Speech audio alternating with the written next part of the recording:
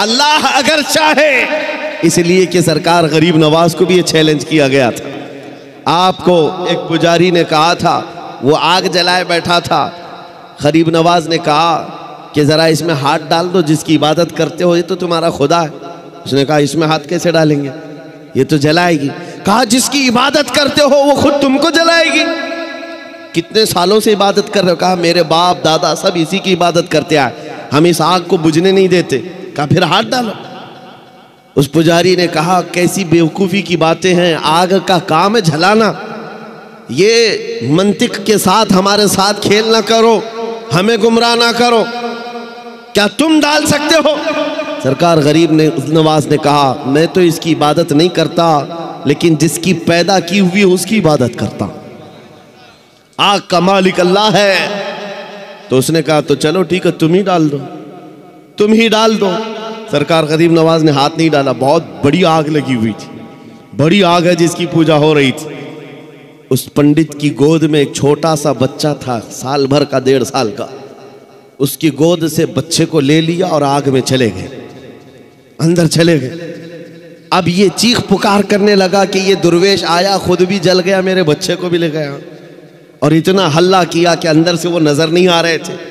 लोग जमा होने लग गए, आसपास के सब जमा हो गए, और सबको ये हैरत थी कि ये जलकर राख हो जाए, आग को बुझाएंगे तब ये मिलेंगे। काफी देर हो गई, मजमा जब इकट्ठा हुआ, कई पुजारी आए। सरकार गरीब नवाज अपना दामन झाड़ते हुए आग से बाहर तशरीफ ला रहे हैं। बच्चा भी गोद में मौजूद है, सही सलामत है। उसने छीन करके अपने बच्चे को लिया, जगह जगह पकड़ कर देखा, पेशानी भी ठंडी है, कपड़े भी ठंडे हैं, कोई गर्मी का असर नहीं है। मेरे अजीजों, गरीब नवाज तो अल्लाह के वली हैं, उन्हें आग नहीं जलाई। बात तो समझ में आती, बच्चा पुजारी का था, ये क्यों नहीं जला? मुफस्सिरीन कहते हैं, तारीखदान कहते हैं, देखना ये है हाथ में किसके था बच्चा। इसीलिए हम कहते हैं ख्वाजा का दामन, गौस का दामन, अरे जहां हाथ लग जाए उस पर आग नहीं लगती। मैं आपसे ये बात कर रहा हूं, हमसे भी कहा गया था ये कैसी बातें हैं, बड़े बड़े दावे हैं। हमने यही कहा हमारा दावा नहीं है, ये रसूलुल्लाह की इज्जत की बात है, ये नबी पाक की हुर्मत की बात है। आओ मैं सैयदना खालिद बिन वलीद की बात को मुकम्मल करूंगा। ज्यादा होती है, जल्दी खौफ आता है, किसी का रौब छा जाता है, ऐसे बीमार आदमी के लिए इलाज में बता रहा हूं, वो हजरत खालिद बिन वलीद का नाम याद किया करें। सैफुल्लाहिल मसलूल का नाम याद रखे। वो एक सैफुल्लाहिल मसलूल खालिद इब्ने वलीद रज़ी अल्लाह ताला अन्हु, जानते हो 125 जंगों में शिरकत किया, एक जंग में भी शिकस्त नहीं खाई। और एक जंग का हाल ये था, किस चीज पर हम सब की तवज्जो होनी चाहिए, वो तवज्जो कर। मैदान जंग में शरीक है और लड़ते लड़ते उनका हाल ये था, वो खुद फरमाते हैं, एक बालिश्त जगह भी मेरे जिस्म में ऐसी नहीं है जहां तीर ना चुभाओ, तलवार ना लगी हो। पूरे जिस्म में कोई एक जगह भी एक बालिश बराबर बाकी नहीं, हर जगह जख्म थे। लेकिन एक मैदान में कहते हैं कि अचानक उनके गर्दन पर तलवार आ गई। सामने कुफार और मुशरिकीन है, बड़े बड़े पहलवान तलवार सोते खड़े थे। आपका अमामा गिर गया, आपका अमामा गिर गया मैदान जंग में। मुझे बताओ, जान बचाना चाहिए क्यों अमामा उठाना चाहिए? पहले तो अपनी गर्दन बचाई जाए, अपनी जिस्म को बचाया जाए, क्योंकि जान बचाना फर्ज है, जान बचाना फर्ज है। खालिद इब्ने वलीद सैफुल्लाहिल मसलूल, इस्लाम के अजीम सिपह सालार ने गर्दन नहीं देखी, वो अमामा उठाने चल पड़े और उठाया, बड़े आराम से सुकून से उठा करके पहनने लगे। और जिन्होंने तलवारें उठाई थी वो सकते में रह गए। एक छोटा फौजी भी ये गलती नहीं कर सकता, सिपह सालार इतनी बड़ी गलती कैसे कर सकता है? लोगों ने हाथ तलवार उनके नीचे आ गए। उसके बाद जालिमों ने, दुश्मनों ने पूछा, खालिद इब्ने वलीद तुम्हारा ही नाम है? कहा तुम ही सिपह सालार हो, लेकिन ऐसी गलती कैसे कर सकते हो जब तुम्हारी गर्दन पर तलवार लटक रही हो और तुम अमामा उठाने के लिए निकल पड़े हो, पगड़ी बचा रहे हो कि गर्दन बचाना चाहिए? खालिद इब्ने वलीद ने मुस्कुरा कर कहा, तुम्हें पता है मैं जिस जंग में भी जाता हूँ अल्लाह की मदद से फतह याबी ज़रूर मिलती है और फतह का झंडा गाड़ कर आता हूँ, लेकिन इसके पीछे राज ये नहीं है खालिद बिन वलीद अपने बाजुओं की ताकत पर भरोसा रखता हो और अपने बलबूते ये जंगों को फतह करता हो। मेरा विजदान और यकीन ये है इस अमामे मुबारका में रसूलुल्लाह के 3 मुए मुबारका है, रसूलुल्लाह के 3 मुए मुबारका हैं और मेरा यकीन यही है जब तक ये सर पर होते हैं अल्लाह मेरे लिए मैदान आसान कर देता है। निस्बत मुस्तफ़ा पर उन्हें फ़ख्र था, उसी निस्बत पर वो फतह याब हुआ करते थे। ये सहाबा की बातें अर्ज कर रहा हूँ। आपको पता है एक मर्तबा ईसाइयों ने आपको चैलेंज कर दिया था कि अगर तुम्हारा दीन सच्चा है तो आओ खालिद बिन वलीद, हम और तुम सामने बैठते हैं मुबाहिला। अगर दीन तुम्हारा सच्चा है तो जहर की एक शीशी लाई ईसाइयों ने, कहा कि इसको दोनों लोग पिएंगे, जो बच गया उसका दीन सच्चा है। और ये झूठे लोग इस तरह से कभी आगे आ भी नहीं सकते, चैलेंज तो कर लेंगे लेकिन आ नहीं सकते। खालिद बिन वलीद को जब ये कहा गया और वो जहर ऐसा था कि अगर चमड़ी पर भी लग जाता तो चमड़ी जल के निकल जाती, और उस जहर को पीने की बात थी। सामने बड़े बड़े पादरी बैठे हुए थे, उन्होंने सोचा था कि डींग मार लेंगे, लेकिन उन्हें पता नहीं है मोहम्मद अरबी का शेर है, नबी करीम सल्लल्लाहु अलैहि वसल्लम के गुलाम हैं। ये जिस तरफ निकल गए तूफान और आंधियों ने भी रुख मोड़ लिया है, समंदरों ने रास्ते दे दिए हैं, दो नीम इनकी ठोकर से दहरिया व सहरा। ये इकबाल ने कहा था पहाड़ उनकी हैबत से राई, सिमट कर पहाड़ उनकी हैबत से राई। खालिद बिन वलीद ने कहा आ जाओ सामने आ जाओ, बैठते हैं, मैं तैयार हूँ इस बात के लिए कि जहर हम भी पिएंगे, तुम भी पी लेना, जो बच जाए उसका दीन हक है। लेकिन मुकाबले के लिए जैसे ही सामने आए, जहर की शीशी रखी हुई है, बहुत खतरनाक जहर है, चमड़ी पर भी लग जाए तो जल करके निकल जाए। आपसे कहा गया उठाओ और पी लो। तो हजरत खालिद बिन वलीद ने कहा दोनों की तरफ से पीना है, लेकिन उन्होंने कहा नहीं पहले आप करेंगे। हमेशा बातिल डरता है और उसको शक ही तो है, हक होने का यकीन नहीं है जितना ईमान वाले को होता है। ईमान वाले को होता है। मुझे कुछ लोगों ने कहा था आपने आग में कूदने की बात की है, गुस्ताख रसूल के खिलाफ। आग का काम है जलाना, तासीर है, कैसे होगा? मैंने कहा ये मैंने अपनी ताकत के बलबूते नहीं कहा, रसूलुल्लाह की इज्जत के बल। नारे इतना यकीन है, तकबीर, नारे रिसालत, नारे रिसालत, तहफ्फुज़े नामे रिसालत, तहफ्फुज़े नामूसे रिसालत। मुझे इतना यकीन है आग का काम है जलाना, वो जलाएगी, हर एक को जलाएगी। लेकिन ये भी मेरा अकीदा है कि जब तक रब की मंशा ना होगी दुनिया की कोई आग असर भी ना कर सके। ये भी मेरा ईमान है।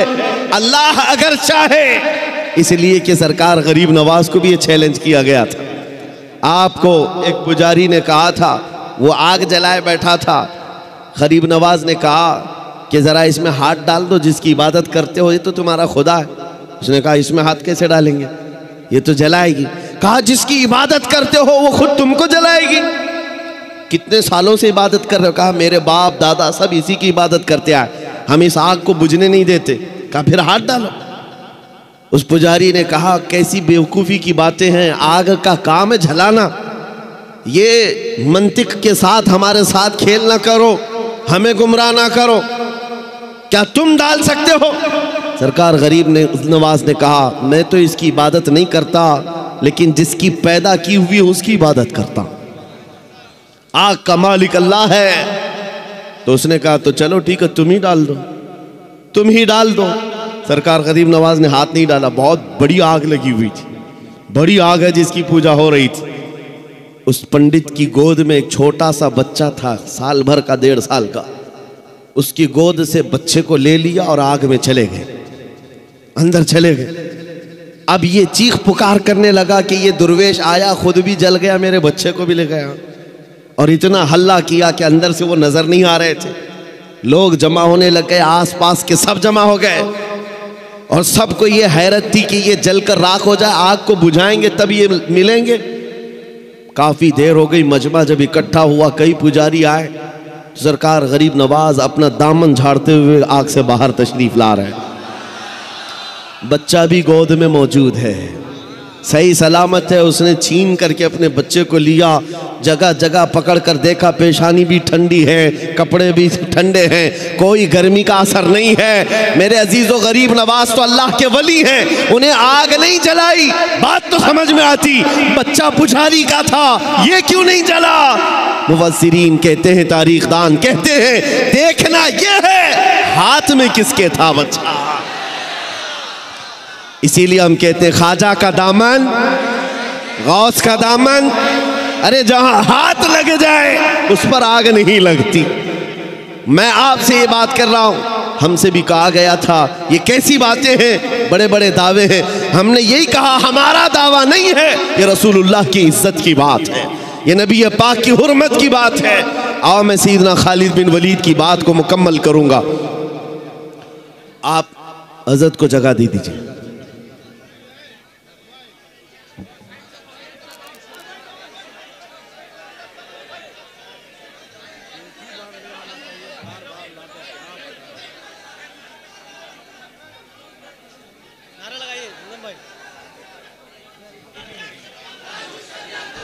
नारे तकबीर, नारे रिसालत, मसलके आला हज़रत, मसलके आला हज़रत, चश्मो चराग़े ख़ानदाने आला हज़रत, नबीर आला हज़रत, नबीर आला हज़रत, शहज़ादगाने क़मरे मिल्लत, शहज़ादगाने हुज़ूर क़मरे मिल्लत। नारे तकबीर, नारे रिसालत। जो जहाँ है वहीं बैठ जाइए हज़रत। बहुत अच्छी गुफ्तगू हो रही है, हज़रत बहुत मोहब्बत के साथ गुफ्तगू कर रहे हैं, आप हज़रत समाअत फरमाएं।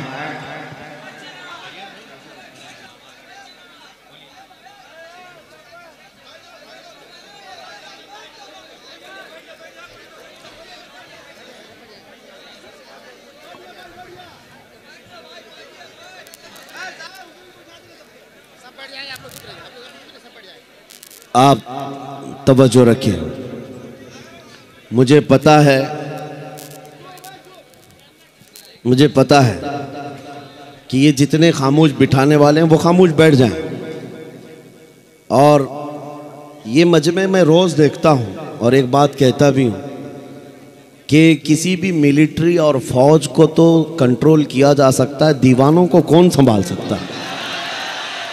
दीवाना तो दीवाना है और बड़ा सोच समझ के दीवाना बना है, तो इनकी कंट्रोलिंग किसी के हाथ में नहीं होती। हम खुद भी इसमें पिस के ही आते हैं, हर दिन हमारा हाथ जख्मी रहता ही है, हम मुसाफे से सिर्फ।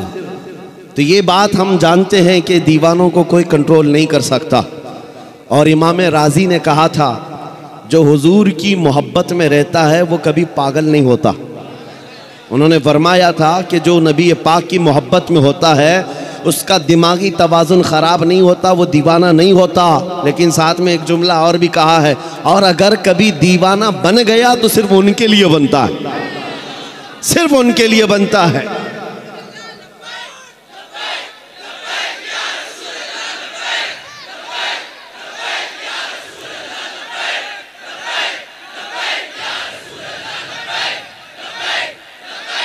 तवज्जो, अल्लाह करीम ये जज्बे सलामत रखे। सैयदना खालिद बिन वलीद रदी अल्लाह ताला अन्हु को जब ये चैलेंज हुआ, आप बैठ गए, जहर की शीशी उठाई। उस जहर की बात कर रहा हूँ जो चमड़ी पर लग जाए तो चमड़ी जल जाए। आपने उठाया और बिस्मिल्लाह पढ़ा और पूरी पी गए, पूरा जहर पी लिया। ये मामूली बात नहीं है, अंतड़ियाँ कट जाती, हलक जल जाता, जुबान कट के गिरती, लेकिन कुछ नहीं हुआ। ईसाई गौर से देखते रहे, कुछ तो बगलें झांकते हुए कहने लगे जादू है, जादू है, जादू है। कुछ को ये लगा जादू है। आपने शीशी तो पी ली, उसके बाद कहा अब तुम्हारी बारी है। कहा नहीं, ये जादू हुआ है, शौबदाबाजी है। कहा कि अगर हिम्मत नहीं है उन्होंने कहा कि शायद इस जहर के अंदर कुछ और तुमने कर दिया होगा, इसका असर ख़त्म हो गया होगा, वरना ये जहर तो लोगों को जला देता है। आपने कहा अगर तुमको ऐसा लगता है इसका असर ख़त्म हो गया था और मैंने पी लिया, ये बची हुई जितनी इसको चख करके ही दिखा दो, इसको चख करके ही दिखा दो। बातिल वहाँ से भाग गए। नबी करीम सल्लल्लाहु ताला अलैहि वसल्लम के दीवानों का ईमानी मामलात में मुकाबला कभी नहीं हो सकता, कभी नहीं हो सकता। ये तारीख की सच्चाइयाँ हैं अजीज़ान गिरामी। हर ज़माने में टकराव तो होता रहा है। इनके पास ताकत का मुजाहरा करने के लिए हथियार तो हो सकते हैं, तलवारें हो सकती हैं, बंदूक बारूद सब कुछ हो सकता है, लेकिन ईमानी ताकत सिर्फ और सिर्फ नबी के ग़ुलामों के पास, हुजूर के ग़ुलामों के पास है। आपको पता है यही खालिद बिन वलीद रज़ी अल्लाह ताला रोम के उन लोगों से जब मुकाबला करने के लिए गए जो लाखों की तादाद में थे, बादशाह और उसकी फ़ौज सामने मुकाबले के लिए आई, तो खालिद बिन वलीद को उन्होंने टॉन्ट मारा था, कहा मदीने के निकले हुए ये सहरा नशीन, ये बादिया नशीन जिनके कपड़ों में पैबंद लगे, पैरों में चप्पल नहीं, खजूर की घुटली पर पूरा दिन गुजारते, ये रूमियों का मुकाबला करने के लिए आए। वो रूमी जो ठाट बाट से रहने वाले, ऐश और इशरत और शराब कदमों पर रहने वाले, उन्होंने जब ये ताना मारा तो सैयदना खालिद बिन वलीद ने क्या कहा था पता है? रूम के बादशाह से कहा कि तुम उस कौम से मुकाबला करने के लिए आए हो जो तुम्हारी कौम शराब से जितनी मोहब्बत करती है उससे कई दर्जे ज्यादा मोहम्मद अरबी के गुलाम मौत से मोहब्बत करते हैं। तुमको शराब में जो नशा मिलता है वो हमें शहादत में मज़ा मिलता है। ये उस कौम से तुम टकरा रहे हो जिनके यहाँ मौत कोई हादसा नहीं, अरे वहाँ तो बढ़ बढ़ करके लोग आया करते थे, बढ़ करके आया करते। दुनिया को इसी बात का डर है। मैं एक सवाल करता हूँ आप सबसे, कभी सोचा आपने, कभी सोचा दिल पे हाथ रख करके बताओ, दुनिया की सबसे बड़ी सज़ा कुछ हो सकती है तो क्या होगी? मौत। इसके बाद क्या होगा? एक बार मौत आनी है और दुनिया डराती इसी बात से। मौत सबसे बड़ी चीज है, उसके बाद तो कुछ नहीं होना है। आदमी मर गया तो उसके साथ क्या किया जाएगा? बस एक ही दर्द है मौत का जिससे दुनिया खौफजदा है, और यही बात आपसे निकालना चाहते हैं। वो उनके लिए हादसा है जिनको मरने के बाद जलना है, जलना है, जलना है। मोमिन के लिए मौत हादसा नहीं, मोमिन के लिए मौत तोहफा है। इधर आंखें बंद हुई, उधर मुस्तफा की जियारत।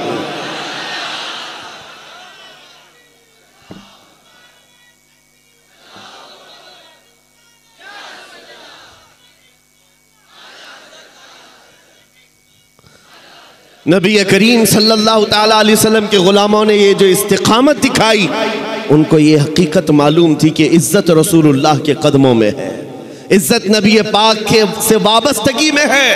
कुरान ने सच कहा है, वलिल्लाहिल इज्जतु वली रसूलिही, इज्जत अल्लाह की है, इज्जत रसूल की। आज भी हम खोया हुआ वक़ार, हमारी खोई हुई इज्जत वापस ले सकते हैं। बस नौजवानों के लिए शर्त यह है कि नबी के कदमों में ढूंढो, इज्जत हुजूर के कदमों में ढूंढो, निस्बत हुजूर पाक सल्लल्लाहु अलैहि वसल्लम की हो, इसी बात पर फ़ख्र करो।